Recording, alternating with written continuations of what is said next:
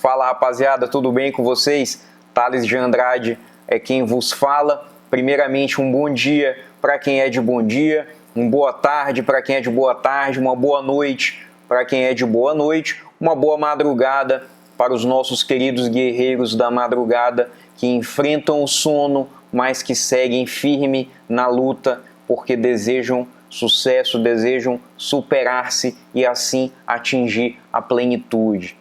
Rapaziada, pois bem, esse nosso encontro, este nosso bloco, terá como objeto o procedimento comum ordinário, assunto já falado por mim inúmeras vezes, mas de suma importância para a prática criminal do dia a dia. Pois bem, quanto ao procedimento comum ordinário e aos procedimentos em geral no Código Penal, no Código de Processo Penal, mais especificamente antes da gente entrar no procedimento ordinário, nós temos que observar o seguinte: a primeira coisa que temos que fazer é saber quando o procedimento será comum e quando o procedimento será especial. Lá no Código de Processo Penal, lá especialmente no artigo aí na tela de vocês, artigo 394, o artigo 394, ele diz no caput que o procedimento vai ser comum ou especial. Quando nós vamos identificar se o procedimento será comum ou especial? Pois bem, para fins de procedimento especial, você vai ter de fazer uma verificação concreta se existe uma lei específica ou uma norma específica que traz esse determinado tipo de procedimento para uma matéria específica. É o caso, por exemplo, dos crimes contra a honra, onde no próprio Código de Processo Penal você encontra um procedimento especial dos crimes contra a honra. É o caso do famoso Tribunal do Júri. No próprio Código de Processo você encontra o procedimento especial do Tribunal do Júri. Lei de Drogas, a Lei 11.343 de 2006. Lá, a lei também traz um procedimento especial para crimes relacionados a entorpecentes, os tipos penais que estão previstos lá na lei. Então, a primeira pergunta que você vai ter que se fazer para identificar se o procedimento será comum ou especial é a seguinte: existe alguma lei específica que traga um procedimento específico para o processamento deste crime? Acaso não haja uma lei específica, então aí já se aplicará o procedimento comum.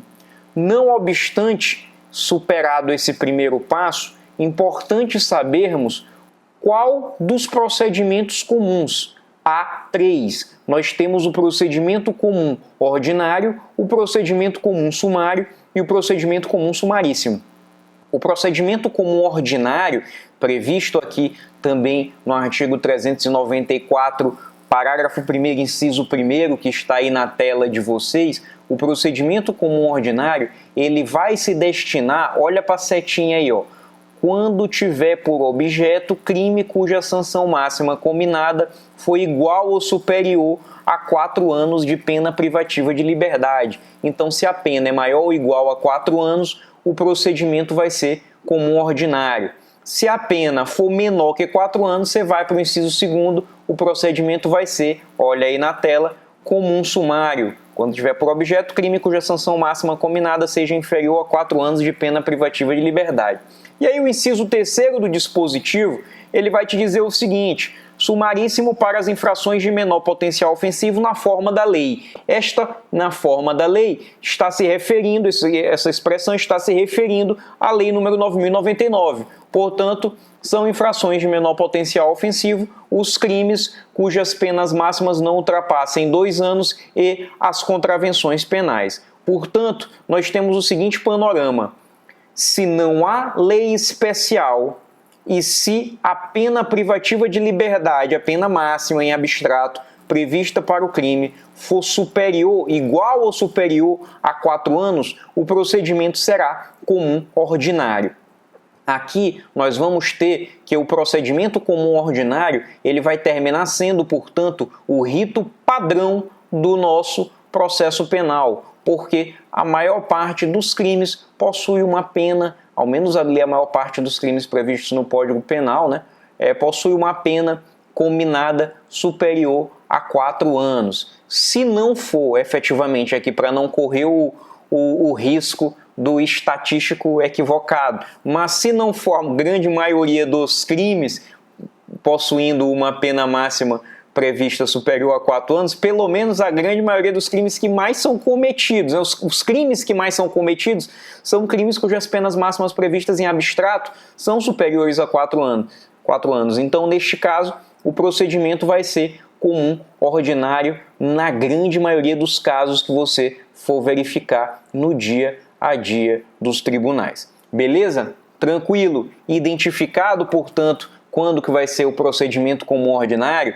Sabedores disso, vamos então adentrar neste procedimento. Olha só, o procedimento comum ordinário, você pode esquecer todos os procedimentos, mas você precisa memorizá-lo, você precisa, melhor que isso, entendê-lo, entender a sua lógica, porque todos os outros procedimentos em direito brasileiro, de alguma maneira, eles vão fazer referência ao procedimento comum ordinário. Veja, o procedimento especial do Tribunal do Júri, por exemplo, ele tem a primeira fase, que é o sumário da culpa, idêntica praticamente ao procedimento comum ordinário.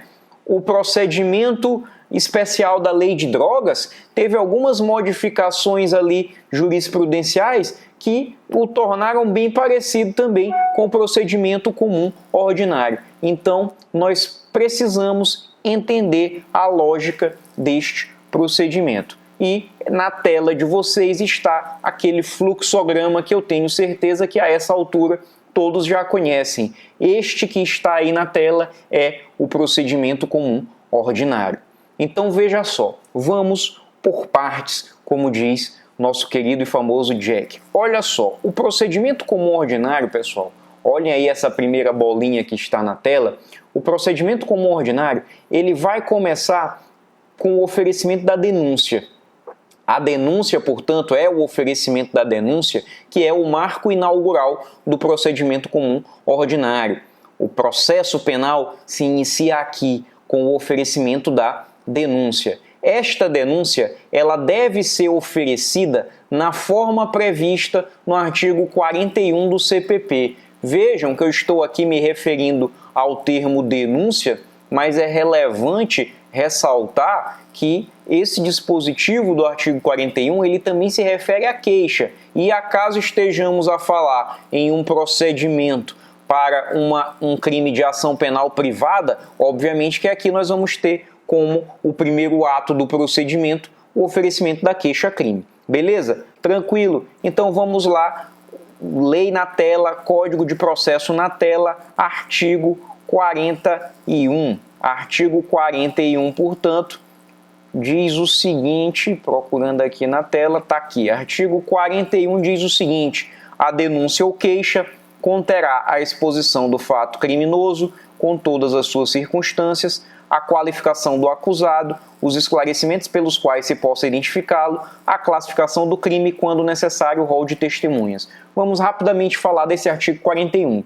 Diz o artigo 41, a primeira coisa que ele diz é a mais importante. A denúncia ou queixa conterá a exposição do fato criminoso. Veja só, a exposição do fato criminoso é o ponto mais importante da denúncia, porque no processo penal vige o princípio correlação denúncia-sentença, correlação acusação-sentença. Logo, ninguém pode ser condenado com base em fatos que não estejam narrados na denúncia. É bem verdade que a classificação do crime, por exemplo, que esse artigo 41 aqui fala, ela vai acabar sendo um elemento acessório, um elemento acidental, porque também vige no Código Penal a ideia do narra-me factum daboti ius, isto é, narra-me o fato que eu te dou o direito, princípio pelo qual o juiz vai terminar podendo interpretar livremente estes fatos narrados na denúncia. Só que veja, ele vai poder julgar e dar o direito, digamos assim, como diz o princípio, vai poder dar o direito a partir dos fatos narrados na denúncia, mas ele está adstrito àqueles fatos. Então, se, por exemplo, não há a menção no corpo da denúncia há uma circunstância que venha qualificar o crime, se não foi debatida aquela circunstância, ela não é falada na denúncia, o juiz não vai poder condenar o sujeito pelo crime qualificado com base naquela circunstância qualificadora. Então, por conta disso, é que a exposição do fato criminoso ela é o elemento mais importante da denúncia. Sobretudo porque a exposição do fato criminoso, ela, ao menos em tese, deve objetivar um juízo de realidade. O juízo de valor da acusação, a interpretação do Ministério Público, estará quando da subsunção, da adequação daqueles fatos narrados à sua classificação do crime ao seu pedido condenatório.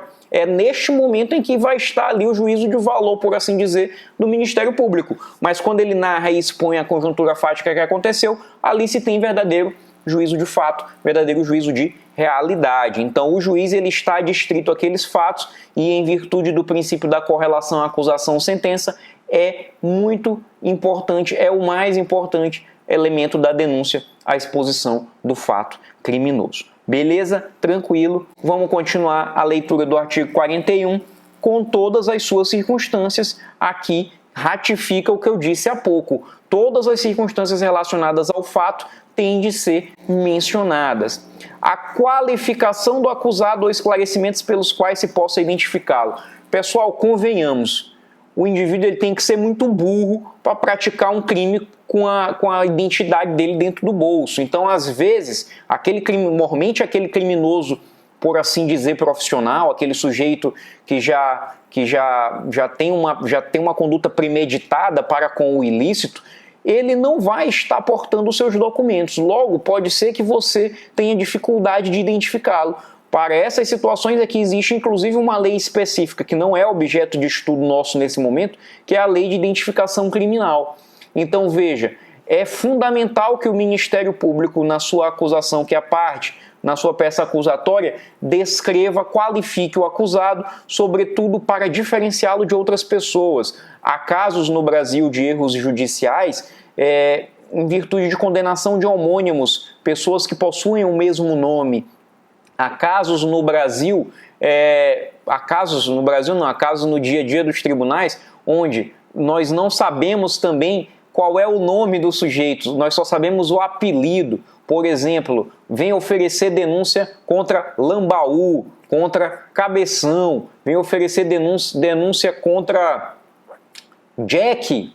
Então, Jack o Estripador. Então, veja, é possível que haja a descrição desses termos na peça acusatória. E essa descrição, ela estará ali presente para identificar, para segmentar aquele sujeito, impedindo que outros eventualmente venham a responder por um delito por ele praticado. Beleza? Vamos adiante. Classificação do crime. Porque, como eu disse há pouco, vigora no direito processual penal o princípio do narra-me factum dabut ius, narra-me o fato que eu te dou o direito. Então, em virtude deste princípio vigorar no nosso processo penal, o juiz ele vai poder, no momento da condenação, no momento da sentença, melhor dizendo, ele vai poder classificar o crime da forma que lhe convier. Vai ter, obviamente, que fundamentar o seu convencimento. Embora haja esse conceito livre convencimento,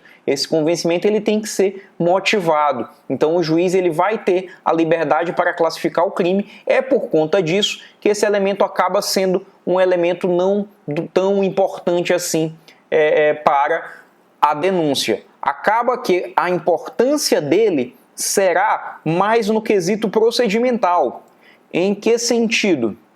No sentido de que, em uma cidade, como é o caso aqui de onde eu estou gravando, São Luís do Maranhão, em uma cidade como São Luís, onde nós temos várias varas, a classificação do Ministério Público é importante para fins de competência.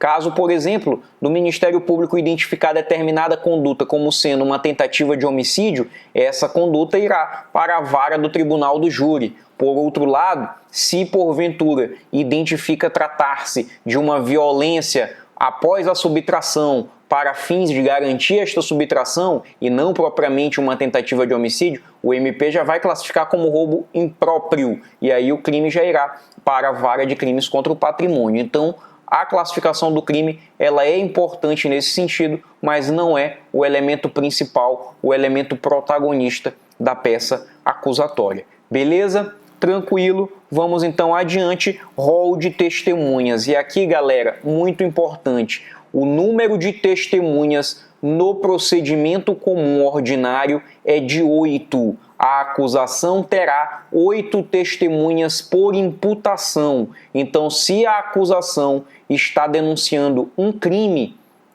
terá de arrolar 8 testemunhas para aquele crime. Se está denunciando 2, poderá arrolar 16, 8 para cada crime. Então é assim que se conta para a acusação o número de testemunhas. Beleza? Tranquilo, superado, portanto, esse primeiro momento que é o do oferecimento da denúncia, fluxograma na tela, e aí você vai ver o segundo momento, denúncia oferecida, o processo é distribuído e aí é feito o chamado juízo de admissibilidade. O que é o juízo de admissibilidade? O juízo de admissibilidade, como o próprio nome diz, nada mais é do que o momento no qual o juiz irá se defrontar com a denúncia e analisará aquela denúncia. A partir do momento que ele verifique preenchidos todos os requisitos, todos os pressupostos lá naquela denúncia, ele irá recebê-la e o procedimento comum ordinário irá prosseguir.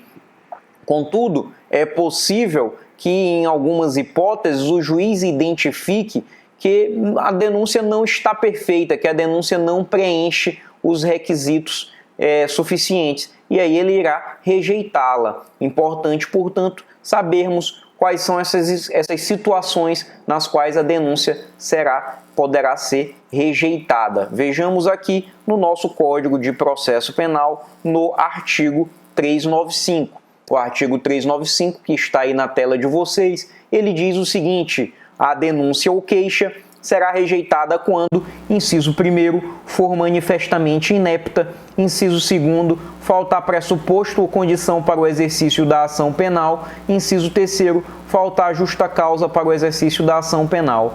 Aqui nós vamos falar rapidamente, tá? Esse inciso 1º, denúncia for manifestamente inepta, está tratando da chamada inépcia formal, algum defeito de construção mesmo do próprio corpo da peça, é aquele Ctrl+C, Ctrl+V que o estagiário ali dá errado. Estagiário, né? Eu sei que é você que erra e acaba botando culpa no seu estagiário. Você não, né? Porque vocês ainda são estudantes, mas é vocês que já levaram muita culpa aí dos chefes de vocês, né? Eu sei como é que isso é, galera. Não se preocupe que lá na frente são vocês que vão botar a culpa nos outros. Mas enfim, continuando. For manifestamente inepta, aqui está tratando da chamada inépcia formal. Inépcia formal, defeito lá na construção da denúncia. Inciso 2º, faltar pressuposto processual ou condição para o exercício da ação penal. Vamos lá. Pressuposto processual, temos vários pressupostos aí de existência, de validade. Exemplo, ne procedere iudex ex officio, né? O princípio da inércia da jurisdição. Não existe processo judicialiforme. Temos a questão da própria litispendência, coisa julgada, enfim. Quanto à condição para o exercício da ação penal, no dia a dia dos tribunais, o ponto mais comum aqui é o da ausência de representação. Crimes de ação penal pública condicionada à representação, acaso o Ministério Público denuncie sem que exista uma representação, no caso o juiz poderá rejeitar esta denúncia por ausência de condição da ação. Inciso 3º, por falta de justa causa. Aqui é o principal dos motivos para a rejeição da denúncia, o artigo 395, inciso 3º. Por quê? O que é a justa causa? Primeiramente, a justa causa ela é uma condição para o exercício da ação penal. Só que como o inciso 3º fala só dela, você, caso verifique ausente a justa causa, você vai rejeitar a denúncia com base no inciso 3º, por causa do princípio da especialidade, obviamente. Enfim, o fato é, a justa causa nada mais é do que o mínimo de prova que aponte, o mínimo de elemento probatório que aponte para a plausibilidade dos fatos narrados na denúncia. A justa causa, ela pode ser resumida em 3 palavras. lastro probatório mínimo. Então, a justa causa, ela é o lastro probatório mínimo, o conjunto de indícios mínimos e mais suficientes que apontem a autoria e a materialidade da infração penal, trazendo uma plausibilidade para aquilo que está narrado na denúncia. Traz um manto de verossimilhança para aquilo que está narrado na denúncia. Então, isso é justa causa. Em outras linhas, quando você verificar que não há mínimo de prova suficiente apontando para a existência de crime, materialidade, ou para que o sujeito que está denunciado tenha sido o autor do crime, você irá aqui proceder à rejeição da denúncia. Pois bem, então, essas são as hipóteses de rejeição. Isso aqui não é comum, mas não tanto. A maior parte das vezes nós temos as denúncias recebidas. E aí o que vai acontecer se o juiz resolve receber a denúncia? Vamos voltar lá para o nosso fluxograma. O juiz vai aqui recebê-la e vai mandar citar o acusado. Quanto a esse recebimento da denúncia, só para a gente encerrar esse bloco aqui e no próximo bloco eu falar mais da citação, quanto ao recebimento da denúncia, é importante nós sabermos o seguinte: a decisão que recebe a denúncia, ela é interpretada como sendo um mero prosseguimento natural do feito. Então, não é propriamente considerada, embora eu particularmente tenha as minhas ressalvas, ela não é uma decisão que seja recorrível, ela é irrecorrível. Ela não é uma decisão que seja possível de se desafiar pelo rese, pelo recurso em sentido estrito, que é o tradicional recurso contra decisões interlocutórias proferidas pelo juiz de primeira instância no processo penal. Não é, portanto, desafiada pelo rese. Embora a rejeição da denúncia seja desafiável via rese, o recebimento da denúncia não é. É uma decisão irrecorrível. Isso significa que você não pode questioná-la? Não. Esse recebimento da denúncia, ele pode sim ser questionado. E ele pode ser questionado através de quê? Ele pode ser questionado através de uma ação autônoma de impugnação. No caso, um habeas corpus ou um mandado de segurança. Se o processo penal em questão tiver como objeto um crime cuja pena seja privativa de liberdade, e é o caso aqui de todos os que seguem o procedimento como ordinário, você terá que adentrar com a via do habeas corpus. Caso não haja uma pena privativa de liberdade possível, você vai entrar com a via do mandado de segurança. Beleza? Tranquilo? Lembrando que as hipóteses consideradas pelo Superior Tribunal de Justiça como sendo hipóteses aqui de reversão desse recebimento da denúncia para fins de rejeição desta denúncia, são hipóteses bem excepcionais. A regra, lamentavelmente, no direito brasileiro, é que você tenha aqui o recebimento da denúncia e o processo prossiga para que você apresente a resposta à acusação tão logo citado. Pois bem, este primeiro bloco, portanto, aqui, ó, vamos ver aqui, ó, o blocãozão na tela aí, o fluxograma. Este primeiro bloco, portanto, de aula, nós finalizamos o primeiro balãozinho, que é o oferecimento da denúncia, finalizamos o segundo balãozinho, que é o juízo de admissibilidade, juntamente com os seus balãozinhos derivados, recebimento e rejeição da denúncia. No próximo bloco, a gente vai trabalhar acerca da citação, resposta à acusação e aí por diante, seguindo ainda no procedimento comum ordinário. Vida não para, o Thales não para.